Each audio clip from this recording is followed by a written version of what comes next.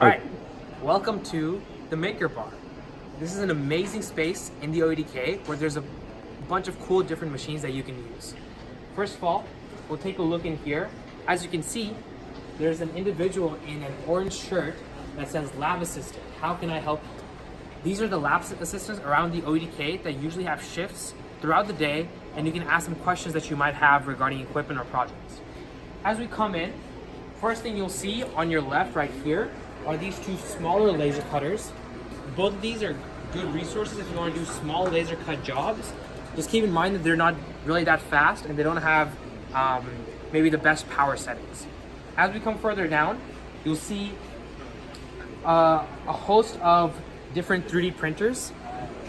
On the bottom left is this printer with a large print bed.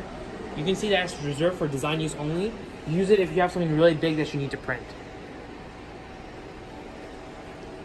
On this shelf right here, there are 4 M2 3D printers. All of these are free for use. If you want to use one of these 3D printers, go into the computer and open up the software. It's a great idea to ask a lab assistant for help at this point. The software that most of these use is Simplified 3D, and if you want to print something, you'll usually want to bring a file as in an STL format. So if you're making something in SolidWorks or another CAD software, you can save it as an STL, bring it on here, upload it to Simplified 3D, play around with settings, and then print it. When 3D printing, keep in mind that 1, plastic has certain properties, so if you're looking for something strong, plastic might not be the best choice. And 2, there's a lot of different print settings that you can play around with to optimize for your situation. A lot of times people might make the mistake of making the 3D prints longer than they need to be or not optimized for their specific application. If we come on further down, this right here is a more specialized 3D printer. Again, it's for design use only, but some of the capabilities on here include maybe having a bit more flexible filament, but it has other specifications like needing to cure, so on and so forth. By the way, you can also do flexible filament on the M2s that are lined up on the shelf.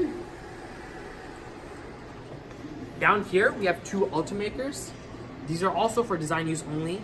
They're a bit nicer quality, and I think these are limited to not have flexible filament on them, but they can do dual extrusion as well, which means 2 filaments at a time.